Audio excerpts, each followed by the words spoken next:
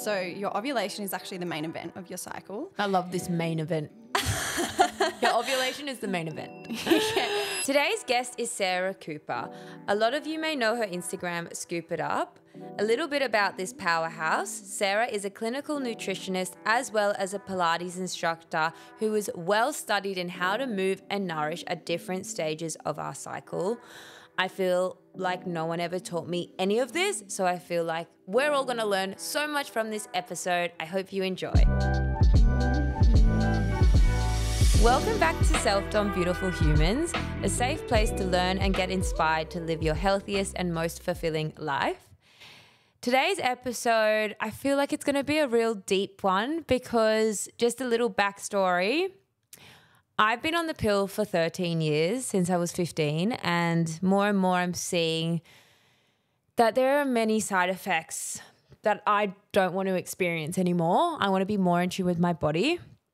And on today's episode, we have Sarah Cooper, and we are going to be talking about cycle syncing. So if you don't know what this means, we'll dive into it. But yeah, this feels really aligned with where I am in my life right now. And I know that we're all going to learn a lot from Sarah today. Me and Sarah actually did an event a few weeks ago to raise money for Lifeline, and it just feels right to have her on the pod today. So without further ado, welcome. Thanks, I'm so excited. I let her know that we were talking about cycle syncing, and she brought little notes with her. I'm such a nerd. No, I love that. She's the first guest to be super prepared like this, and I just know, it's going to be a deep dive. So I thought we could start by learning a little bit about you. How did you get into nutrition, health and fitness? So I think I feel like a lot of people have this breakthrough story where they're like, I was this massive partier, binge drinker, and then I stopped, but I never had that. I just kind of grew up, I guess growing up in Sydney, everyone's pretty active, and I had a pretty healthy, active family. And I think it kind of started mostly, I think I was 14. Did you ever do the online Pilates Blogilates on YouTube? Yes. Okay, so that was I used to do that in my living room, after school. And then I think she used to post cooking videos, and I kind of started getting interested in the cooking. But I think I was always really interested in kind of food as medicine and what those ingredients could actually do to the body. So yeah, that was kind of when I first started Pilates, and then I just loved cooking. I'd cook for all my friends. I remember making bliss balls for schoolies and Byron. Oh my God. We were very different teenagers. Me on the bus, with all the snacks. And yeah, I just it was just something fun. It was kind of became a hobby for me, just baking and always kind of making healthy smoothies, bring them into English.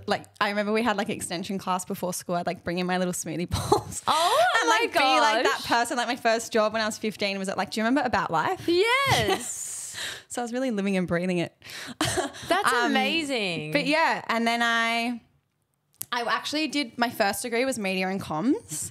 I really wanted to do nutrition, but I actually did no science in 11 and 12. So I was a bit nervous because there's a lot of chemistry in your first year. And then I kind of realized I really didn't like that. So, but I'm very much need to finish what you start. So finish that degree. And then between that degree in nutrition, I started my Pilates cert.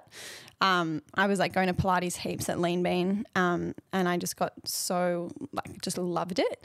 And so did my certification, started teaching, and then started my nutrition degree to become a clinical nutritionist. Wow, you've done a lot. And then, so I've been teaching for 5 years, and then finished uni a year and a half ago. Yeah, amazing. So yeah, it was just kind of just something I always enjoy, is part of my lifestyle. So you had no naughty phase? No. Oh. Oh, and I sold all my balls. I went through my Scoop It Up bliss balls. Yeah. Era too. Yeah, I mean, my catering. am obsessed with everything that you bake. I feel like you are the cookie queen for real. Oh, I'll take it. And I love it because I'm gluten-free and dairy-free, and I feel like your recipes are always super aligned with what I can eat. I don't miss out. Yeah. Which is really nice. You shouldn't have to. So on today's episode, I wanted to, as I mentioned in the intro, really talk about cycle syncing. Yeah. I'm going through a transition phase where I want to get off the pill. Yeah. I've been on it for a really long time. I went on it when I was 15 because that's kind of what everyone was doing. My mum said, go on the pill. I went on it. And Is now that because you had was that contraception? Or for was contraception. It painful No, nothing. skin? Okay. Well, do I do a honest moment here? Yes. I don't know if I want to say it on the pod. You can always edit it out. Oh my God, no. No, you have to. Do it. Me and my She's blushing. boyfriend at the time were getting a bit frisky in the car, and we pretended to my mum that we went to Blockbuster. Blockbuster. Yeah, this is how long ago it was. I miss Blockbuster. And I called my mum after the frisky business was done and said, Blockbuster was closed, we're coming home. So we didn't have a DVD with us. The phone was left on. And then Mum heard what she heard. Oh, no. And I look at my phone and it says, Mum, like still on the call. I was like, hang up. No. Call my mum. No. She goes, Oh, you're get home right now. I was like, no. oh my God. My boyfriend's like, oh my God. I get home, I run upstairs. And this is like, I'm 16 years old. Oh, I was 15, 16, whatever. And I'm like, we don't need it. And I get a message from my mum, you're going on the pill. So we went to the doctor the next day. I was on the pill. Yeah, So right. that Okay. So your is the mum was story. scared. Yeah, so it's contraception reasons. So I haven't known myself without being on the pill since I was so young. And yeah, I'm really nervous. And the more I've researched about cycle syncing, I'm just gobsmacked that we aren't taught this at schools. I know. I couldn't agree more. I haven't been in tune with my body and all the different phases. So we'll dive into it a bit more throughout the pod. But I thought we could start off by defining what is cycle syncing. So obviously we have our menstrual cycle, which varies for everyone. Averages 25 to 35 days. So everyone's cycle length is a little bit different. Obviously the main role is that it prepares our body for pregnancy. So it's funny because a lot of people think your period is the main moment, but it's actually your ovulation. That's your release of an egg, because you can actually get a period without ovulating. So your ovulation is actually the main event of your cycle. I love this main event. Your ovulation is the main event. And I really like it when people refer to it as your fifth vital sign as a woman, because it really shows that your body is in sync, your nervous system is working, your hormones are working, because it should be like a fifth vital sign, because anyone that has irregular periods, missing periods, bad PMS, they're all indicators that something's out of whack in your body. So when you can naturally track your cycle, it's actually a really great reflection on so many things going on in your body, whether that's stress, inflammation, undereating, overexercising, all those things. Yeah. Well, it's pretty crazy that I haven't had any of those signs since so young. You wouldn't know. I wouldn't know. Yeah.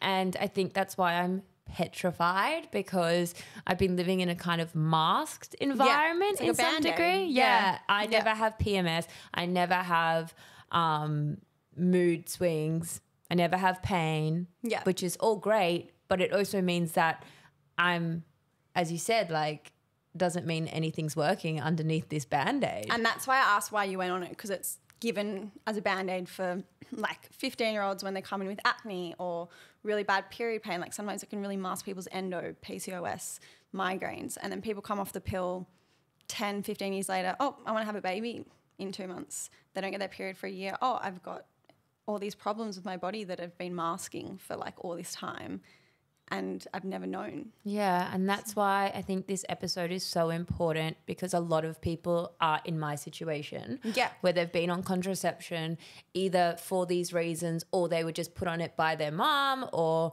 it was just super accepted back then. You didn't even question it. Also, the GP handed it out Absolutely. Well, they're making money. Yeah, of course they're going to hand it out. And that's the scary part. They're I've had so many of my friends that would be prescribed the pill, and I think GPs have a duty of care to tell you what the pill is doing to your body. The doctor I just got it. They just say, take this. I remember the only thing that was warned was blood clotting. That was the only thing. And then I remember there was an issue with the Yaz pill. Then I swapped to one called Levlin because we were nervous for blood clots. Yeah. But there was nothing about how much it's impacting your body. No. And hasn't there been studies to show it can increase your risks of cancers and things? So many things. Wow. Yeah. Like links to like irritable bowel diseases, different cancers. Like, Well, it's the fact that I take a pill every day. Tom and I were playing the Esther Perel cards. Do you know? Oh, yeah. So we were playing them last night. If you don't know what they are cards that get you to ask deep and meaningful questions, I guess, to someone. So it could be your partner, your friend, your family, whoever you choose to do it. And one of those things was, one of the questions last night was, what is something you practice but don't preach, sort of thing. Yeah. And it was really good timing because we were filming this pod today, and it was that I'm on the pill, but I'm, I don't really drink alcohol. I want to eat organic. I am so aware of everything else with my body, but then I'm taking the birth control pill, and I was like, I really need to get off it. And it's pretty interesting. It's that so that funny. question popped up. And I think it's having the knowledge to choose. Like I always say to clients when we're talking about like food, and it's like having the knowledge to make an informed decision, because like you pick and choose your battles, right? Like you can't be perfect. You can't do everything perfectly. That's not realistic and it's not normal. But at least knowing that by taking the pill, like A, B, and C is happening. You know what I mean? It's like going to, I know on your podcast the other day you're talking about like going to the health food aisle and thinking that everything's healthy. Yeah. It's like being able to read an ingredient list and know what's good and what's bad. And then if you still want the chocolate because you feel like it, yeah, absolutely eat it. But like you're making the decision in an informed way. Yeah. And I think it's the same with contraception, because like most contraception is going to give some form of synthetic hormone. And so like if you do want to go on contraception, it's kind of inevitable, but it's better to know what you're putting into your body than just taking it because you're told to by the doctor. Yeah, I really want to see a shift in the medical industry where they do tell you what the pros and cons are, and then you can make your decision, because I truly believe that if I was given that list when I was 15, I wouldn't have taken it, but I didn't know anything else. No. It was almost cool to be on it when you were at school. When you're young and everyone's, you're starting to like, have sex and things. It's like, oh yeah, I'm on the pill. You first of all, you feel protected, which is such a pro. Yeah. And that's an important one to recognize. Yeah. But we'll dive into it deeper. It's not that easy to fall pregnant as well. I feel like at school they're like, you have sex once, you're pregnant. Abstinence. I was so petrified. Yeah. So I wanted to chat about the 4 different stages of the cycle. Yeah. So we could start with menstrual. Yeah. First of all, what is it? And how should we be nourishing ourselves? How should we be moving? So in your menstrual phase, this is when you're bleeding. So basically your body prepares to get pregnant, release an egg if it's not fertilized. Basically it starts to build the lining of your uterus for implantation. If your egg's not fertilized, then that lining sheds and that's your period essentially. So again, kind of like the length of your cycle, the length of your bleed can be anywhere between average like 2 to 7 days. And everyone experiences this pretty differently. Like some people can get really heavy periods with blood clotting. Some people have a really light period. So it just really depends. The main thing during your period, which I'm sure people will notice listening to this, is like you're probably at your lowest energy point. So all of your hormones are at their lowest point during this time. And I like to think of the phases as kind of seasons. So this is kind of like winter. I love that. That's a really good image. Yeah, because sometimes it's really hard to kind of make sense of the different stages, and I totally get that. And then it kind of makes a bit more sense because you're feeling, you want to kind of like wrap yourself in a blanket, watch a movie, eat chocolate, do something like a bit calming, have warmer foods, things like that.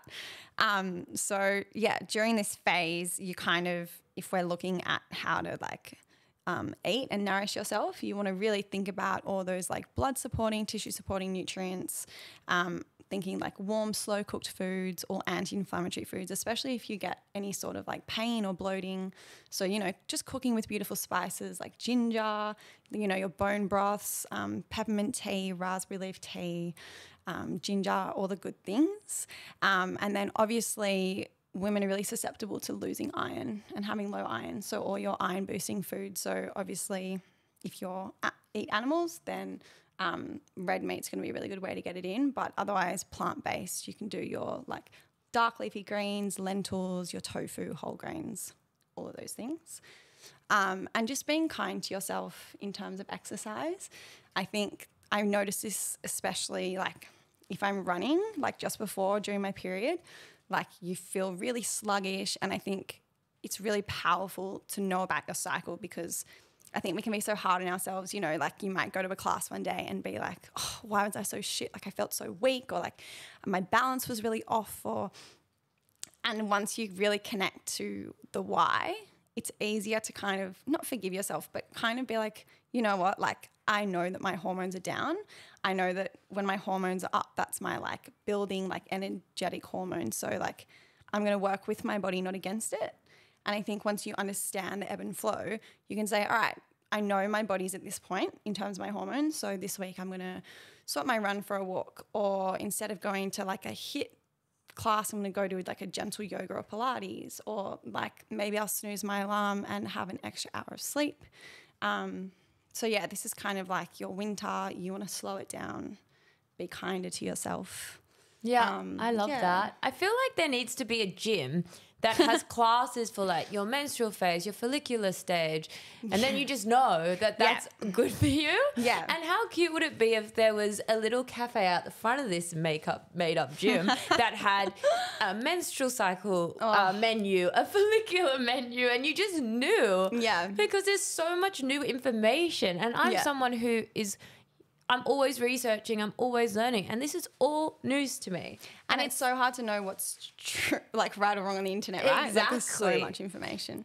And I also feel because I've been on the pill, I don't really get any side effects, so I can kind of train hard all month. You don't get the ebb and flow because you're almost like flatlining. Yeah. Yeah. But I also miss that feeling. Like today's quite a cozy day, and I'm like, it would be kind of nice to have that excuse to just, you know, relax on the couch. You're like, I'm buzzing with way too much energy. Yeah, I'm always buzzing. Yeah. All right, so now let's talk about the follicular stage. So follicular and your ovulation, I kind of like spring, summer, but this is kind of like all summer to me. So you kind of notice as you finish your period, you like all your kind of water retention settles. You get that kind of lift in energy. You feel lighter. You feel happier. Maybe like you're more creative, or maybe you're kind of like, you just get this shift in your mindset. And I was talking to Eddie the other day. She was like, I hate myself today, but in 2 weeks' time when I'm ovulating, I think I'm the hottest thing on the earth. Like it's like your energy, your mind shift changes. So like it's actually a really good time to kind of like set new goals, or if you've got like really big tasks to do, it's like a really good time to do that. So basically this is when your estrogen starts to rise, and it's like starting to grow that endometrium lining in preparation. And this is kind of looking at how you can start to like set more goals or push yourself a little bit. Like whether that's, you know, going a bit harder in the gym, maybe go for a run, doing a little bit more endurance-based activity. And then looking at how you can kind of eat in that like summer. So like a little bit lighter, looking at like now like fresher salads, maybe less like cooked vegetables, more raw. And yeah, just like leaning into your energy. Also like best time to socialize. Really? because like it's almost like you've like come out of your shell. And oh my God. Because you've got like more energy, right? Yeah. You know, like I don't know, like obviously you haven't had like that feeling for a while, but like, you know, when you have your period and you're just like, oh, yeah, you're like, no one talk to me. Yeah. And like you've got better recovery, better pain tolerance. So it is like, I always say, like I've done a few cycle syncing workshops at the studios I teach at, and I always say like this is a good time to push, or like, you know, if you've got a goal, if you're, you know, timing yourself in a certain activity, or like want to do max reps of this, like good time to do that. And then obviously when you're looking at your diet, not only like those kind of lighter foods, but also then supporting that raise in exercise. So maybe like more complex carbohydrates, more whole grains, maybe more protein, healthy fats, just being really mindful of all your macros in your meals. And also I should note that this is actually the kind of safest or best time if you do want to kind of dabble in intermittent fasting, which I don't usually recommend for women, but because your insulin sensitivity is at its best and your energy is up, it's not going to affect your cortisol and your nervous system and your hormones as badly. So yeah, usually like all the fasting studies are done on kind of men and menopausal women because they don't have that like infradian fluctuation. They just kind of work off that circadian rhythm, so their metabolism is consistent. But yeah, so it's not great to fast. I don't usually recommend it to women, but this kind of time is your best time if you want to kind of dabble in it. And that's, And everyone is so bio-individual because I do have a few 100%. friends who really thrive 100%. when they do the intermittent fasting. Yeah. I think it's just so good to have that information there to be aware of where Exactly. you are. Just as you Yeah. said, when you read a label of something, it's the it's same just as having this. the awareness, and like everyone's nervous system is so different. Some people can have 3 coffees and not feel it. Like if I am not that If I person. have a second coffee, I'm shaking. Like if I had coffee like in the afternoon, I probably won't sleep. And so yeah, it's just having that awareness of how your hormones respond. And You went off coffee, I saw, actually, for 10 days. I did 10 days. It was a rough 10 days. So it didn't shift you. You're still back on it now. It definitely made me more aware of like I definitely felt calmer. And like, your sleep would have been probably my sleep was really good. Yeah, my Whoop told me my sleep was really good. Yeah. But yeah, I think I just went back in with a renewed. I think I was leaning on it too much to get through the day. Yeah. So now I'm very much like, all right, we're going back to 1. Like I was sometimes having 2, and it just made. It was funny. I was kind of like, wow, I feel a little bit more like grounded. Yeah, that's awesome. It's good to have those moments. Yeah, it's just a good little like reset to just bring you back into your body. That's one thing I always recommend to people is to try go caffeine free just for a week.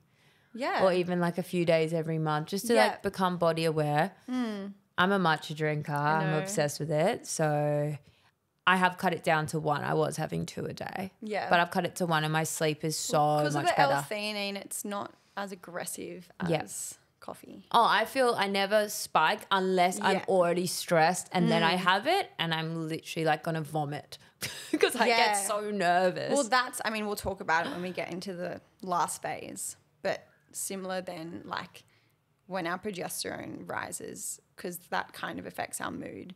Often if you have like caffeine around that time, you can feel way more anxious than having it at another time. And I definitely noticed that in my cycle. I'm so intrigued to see how my body responds. I will be keeping everyone in the Self-Dom community updated because I feel like a lot of listeners out there, I actually feel shy to tell people I'm on the pill now because it's become only because I know that so many people have had this journey going off it and it's quite known now that it's not great for you. Yeah, I'm also 28 and I think it's time I start seeing my like being kinder to myself. Yeah. Enough about me, I'm sorry. But No, I'm so excited. Also, when you come off and like I definitely recommend downloading, like I use the Flow app and it's so good to track your cycle and like and in the Flow, that book. In the Flow by Alyssa Vitti, so good. And like one of my friends, same thing, like she came off the pill maybe a year ago. I was like on her case for so long. She was like, fuck off, like I don't want to hear it. No, be on my case, please. And then like now I've got her hooked on the Flow app and she's obsessed. Like I'll be sitting with her, she'll open up the app. She'll be like, are you ovulating? Are we in sync? Like she'll be like, oh, today Flo asked me if I had a headache. And I actually did. And she's like getting so in tune with her body and it's like so fun for me to see. Yeah. Well, I'll be messaging you and being like freaking out or excited. No. Okay, so the next phase is the ovulation phase. And you said this is summer. Yeah, so like technically kind of like follicular and ovulation, like technically you kind of ovulate over like 36 hours. So your ovulation is you releasing an egg. Can you only fall pregnant in the ovulation phase? Or? It's, pretty, well, I don't want to say only, but it's like pretty much cover our bases here. Pretty much. But it's kind of like the 5 days before you ovulate and then a few days after. Okay. So that's your kind of like high risk or if you want to get pregnant, most fertile time. So this is your most fertile time. Yeah, your libido's up, your energy's at its highest. your estrogen and testosterone are highest as well. So feeling really confident, loving yourself, and then so that pike in estrogen is going to stimulate your luteinizing hormone to release an egg. So is your libido higher at this stage? Yeah, which kind of makes sense if you think about it evolution-wise. Like that's when you're going to Because that's pregnant. one thing I find that I'm just so like straight line was the word you used. I just feel like with everything there's no changes ever. Yeah. Which is weirdly enough, I feel very productive, but it's almost put me in my masculine. 100%. That's how I feel. Yeah, it's such a good way to put it. I feel like I'm in my masculine. I feel like I'm quite rigid and I want to feel more. Even like doing that breath work with Eddie the other day, like I showed my girlfriend because she was away at the time and she couldn't believe that I was like shaking because I'm really out of character for me. Emotional. But maybe I am like that and then the pills made me not like that. Maybe you are. Maybe like who knows? Yeah. Okay, so this is summer. How should we be eating? Yeah, so because your estrogen's at its highest, a lot of people get kind of PMSy symptoms when their estrogen's too high and there's recirculating estrogen in the body, and that can be because it's not excreted properly. So you kind of want to look at how to support your gut and your liver detoxification. So all of your like cruciferous vegetables like cauliflower, kale, cabbage, Brussels sprouts, they contain... So cooked is fine? Yeah, and they contain indole 3-carbinol, which helps to detox any excess estrogen.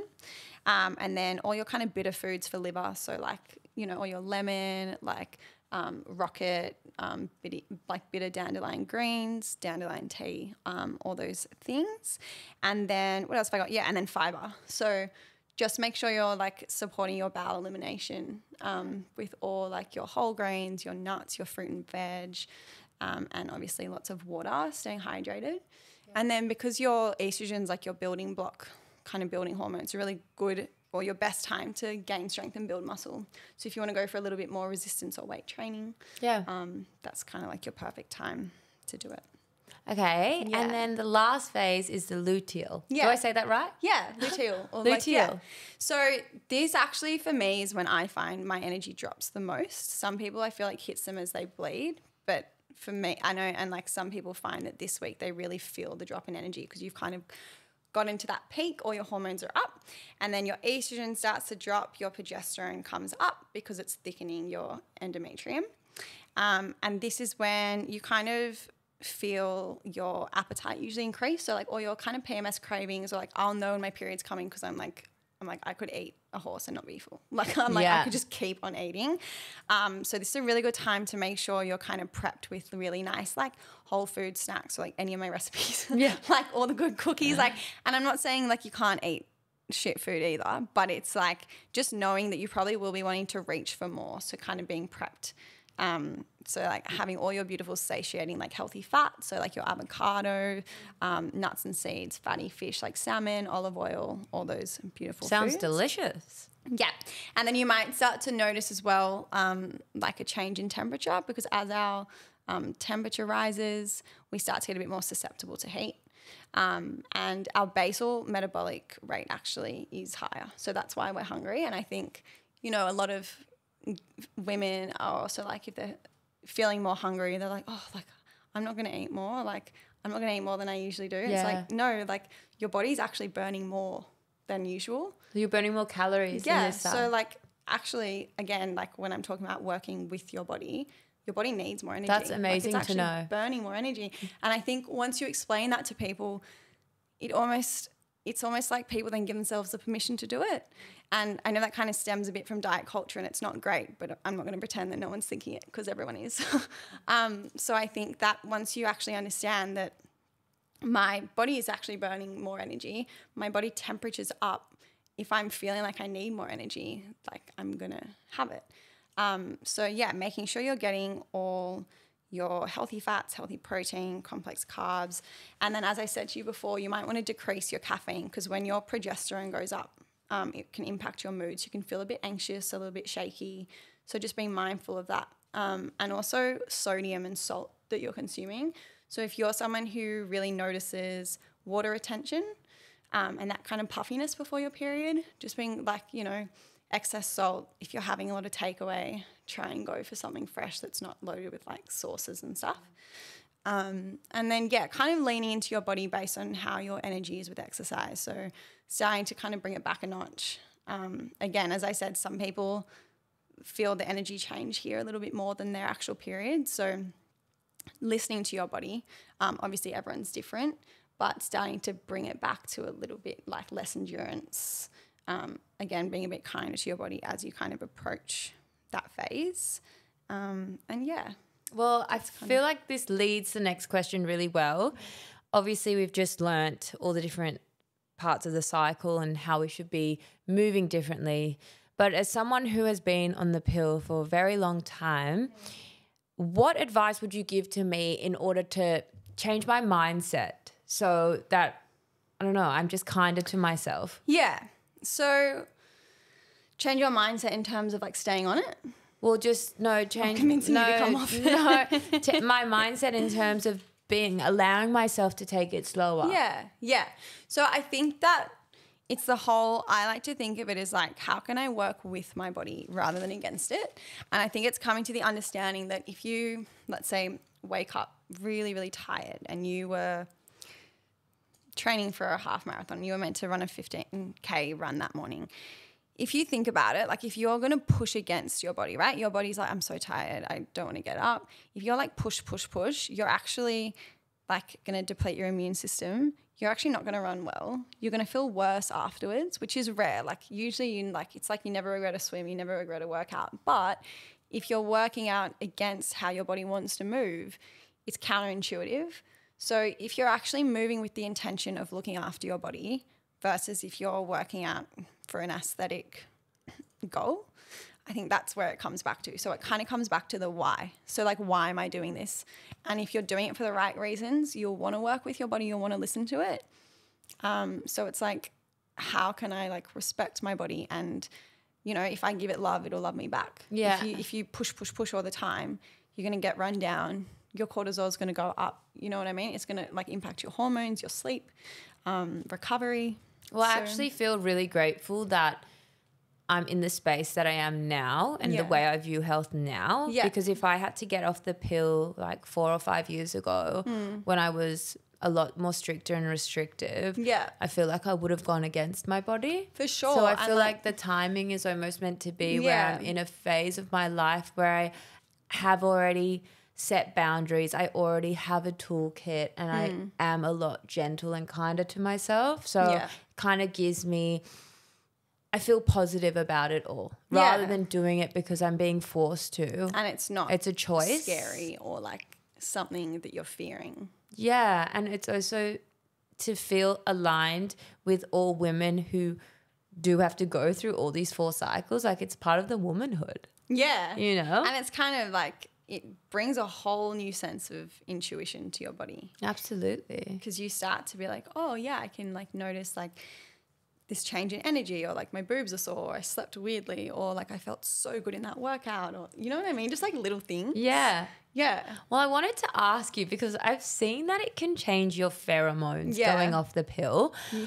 I think this you sent me that and I was like, I think you'll be okay. Yeah, this is like my biggest fear because I love my boyfriend, I love my life, like everything I'm really grateful for and happy for. I'm like, what do you, like, is this true, firstly? There is science behind it, but I don't know we'll have to research the actual numbers that it's broken up relationships versus. Of course, that's like the Daily Mail headline. Like, of course. No, we're gonna look at scientific journals.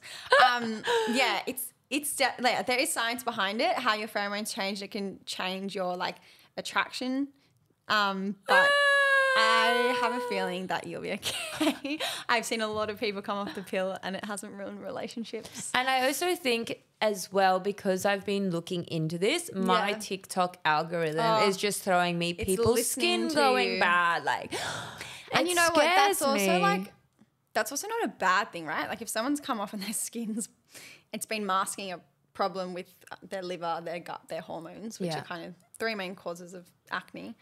Well, great. Now you're going to get to the root cause of it and you're actually going to like get it properly better. And I also feel lucky because I'm in a phase in my life where I have a really good routine. I go to bed at 8 p.m. I wake up early. I don't really drink alcohol. I don't have sugar. I don't have gluten. I don't have dairy.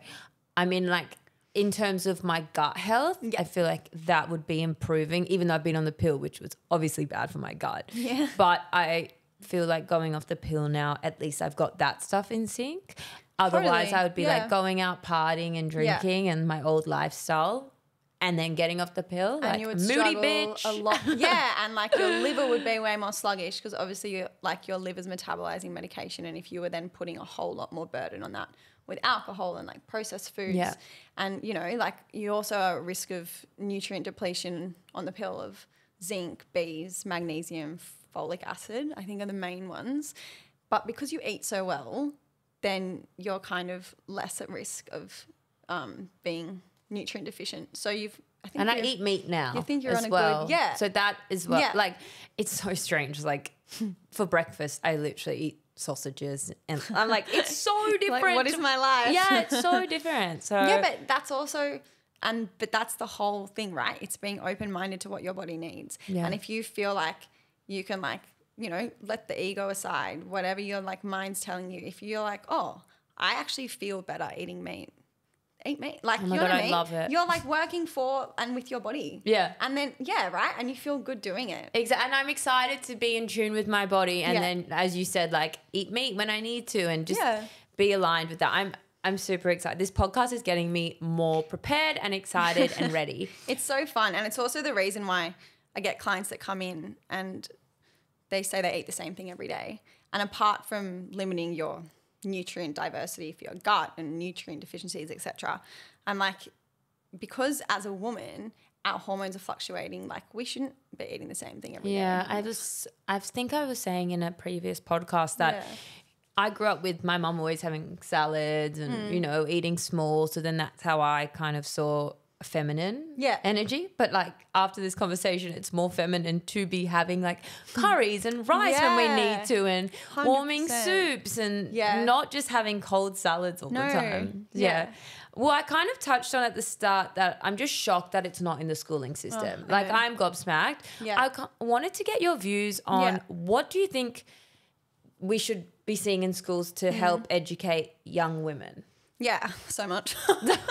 I feel like there's always those memes that are like, thanks school for like never teaching me how to do my tax, but teaching me like Pythagoras theorem. No, literally. There needs to be one about about the cycle. Yeah, and I think I went to an all-girls school. I don't know if you did or not. No, co-ed. Yeah, and so like... But then they should have definitely. So even worse for me. Because you would all be like moody together and stuff. Probably, yeah. And there were just so many things I think they could have touched on. And it probably starts with like the sex education, which is really bad as well. Like they kind of banana and the condom. Yeah, and they like skim over it, but there's like, as you said, they like just like tell you you're gonna get pregnant, or I honestly don't even remember what they taught us because I think it was probably for 40 I just remember Healthy Harold. Yeah. I don't know what he said, but I just know he was there. But I mean, I might just have a bad memory. I don't remember learning anything about our cycle. I don't remember. Especially at an all-girls school, I think there should be education around like your period, and people get a sense that like your period is just when you bleed. But it's like, no, you've got this whole like 28-day cycle where there's a whole fluctuation of things happening. Like it's not, coming back to the main event, there's not just, there's not like one event that's important. It's like, well, why are you bleeding? And if you're not bleeding, what does it mean? If you're getting pain, what does it mean? If you're getting really, really heavy bleeding, what does it mean? Like, you know what I mean? And there was no discussion about the variation in how you might experience your period and red flags to look out for, or, so many girls growing up with PCOS, endo, like even like hypothalamic amenorrhea where you lose your period. Like there would have been heaps of girls that would have experienced that. We never got taught it. Yeah. And I think it needs to be, it wouldn't, it can't just be like a 40-minute class. It needs to be like embedded into a term, I reckon. And every week, so you get however long a term is 8 to 10 weeks. And, you look at it properly. And because, as I said, I think like when it comes to your own health and wellness, knowledge is such power. And especially as a woman, to feel empowered, to have that knowledge, to tune into your body, to understand what's happening it's really powerful. And I think when you can then make decisions based off that is really important to do. And if you learn it from a young age, you know, you can be inquisitive about it. You're in a safe, hopefully, like school feels like a safe environment to ask questions and like learn more. So I think it would be like a massive like turn if they did that, and not just all girls, like co-ed as well. It also bonds the girls together 100%, because it's no matter if you're the cool girl or whatever it is, you all have going through the different 100%. cycles and all that comes with it. So I definitely think it needs to be in school. I feel like you should create like a little curriculum. Thought about it, but I'm like, take... I hate public speaking. No, but you could do a little digital one or something like that. I think you're so well equipped on this topic. I know, I would like love to. And I think, I don't know how old you were when you got your period, but I remember when I first got my period, really young. like I started crying. I didn't tell my mum. I was like, oh no, I was like, Mom. And I was like, I was meant to go to my friend's sleepover. I remember it was her birthday and I was like, no, I can't go. Like I was like in tears. I was like, what? Like you know what I mean? I obviously, and I don't know. I don't remember if I was like scared or like upset but it should be, you know, if it was spoken about more, I'd be like, oh, exactly. Okay. Like I know that this is actually happening in my body, not like what's coming out of me. Like I don't know what's going on. It's like, oh, my hormones are doing this and this is like a normal thing. And exactly. And almost needs to be like primary school because I got mine and I was in year 6, like I was 12. And I remember like it was no one spoke about it. I was like, what is this? I put toilet paper down there, never told anyone, never told my mum, like just put toilet paper there for like a long time until I was ready to tell her. Yeah. But no one, like, obviously I'd known a bit about it, but I was just embarrassed. And I feel like as well, I developed quite young. So I got boobs quite early. Yeah. I was already embarrassed about that, which is another thing. And I was a dancer. I stopped dancing because I didn't want to wear like a pad, like with my leotard. Do you know what I mean? So it's definitely something that needs to be more prevalent in schools. I don't know why it isn't. I do believe there is going to watch this space. And I'll do it. I think Sarah Cooper is our woman, and I think there will be a big change because I read recently that Spain's introduced menstrual leave, which is really exciting to see. You know, corporations who understand that we are lower energy when we are at this part of our cycle, and for it to be acknowledged, this is a massive step. Yeah. Hopefully, like, you know, you want kids, if we have kids, that they will have this. I think it's funny because, well, not funny, but the whole thing with the leave is you also shouldn't, unless, and I do, like it's very common for girls to really struggle with periods if they've got endo and hormonal issues, but if you've got a regular cycle and your hormones are at a good level, you also shouldn't be debilitated during your cycle, right? Like that's also like a red flag to investigate a deeper issue. So I think the menstrual leave is great, but it shouldn't be implying that everyone should be bedridden when they've got their period. You know what I mean? But maybe an extra hour of sleep in the morning or something like that, and giving that flexibility to your staff. 100%. They'll work harder for you because they feel seen. And that's what I mean, the whole working with your body. If they get, you know, a 2-hour later start time, you know, if you like had a longer sleep, got some sunshine, got to work from the comfort of your own home in your pajamas. Yeah. Like so much better. Yeah. And I think that's a really good step forward, as you said. Yeah. And hopefully it kind of like starts a bit of a domino effect, or other countries can kind of lead off there. So I feel like that we've kind of touched on it a little bit, but I always ask my guests the same last question. What advice would you give your younger self? I think like growing up as someone who is very much like a people pleaser and struggling to say no, which I still do, but when I look back, I'm like, I've definitely improved. But having the confidence, self-awareness, self-respect to be able to say no to things because they're better for me, even if it maybe means that you're not always benefiting other people. So I think kind of having that awareness and being able to be confident in saying, you know what, like I actually need to take time or do certain things to fill up my own cup before I can give to others. Yeah. Otherwise, if you're kind of running on empty, not only can you not give to yourself, but you also can't be the best version of you for, you know, others in the sense of who you're working for, your friends, your family, your relationships, like all of those things. So I think that's probably something I've definitely learned, especially I think us being similar, like working for yourself, go, go, go, always wanting to like do great things, which is so good. But you need that moment to kind of rejuvenate and refill your cup before you can keep going. In your luteal phase. Oh, there it is. I definitely resonate with that. I am self-proclaimed people pleaser. I'm working on it. It's hard. The power of no is just so important. So I think that's a great way to end the episode. So with that, you are literally shining. Thank you so much. I hope you learned some helpful. Oh my God. Like, I feel like I'm going to just change my entire life routine now that I've gotten into this. So if you don't already, make sure you follow Sarah on Instagram. Her Instagram is Scoop It Up. She offers consults, teaches Pilates classes, and also sells an ebook which has the best cookies. And is it the caramel? Is it like a caramel slice? Caramel slice, Oh my God, that is so good. So make sure you check it out. And of course, just a little reminder, I would love if you follow or subscribe to Self Dom. And if you want to stay up to date for events and any upcoming information, make sure you follow Self Dom on Instagram and my personal account, Dominica Lisa. I'll see you on the next episode.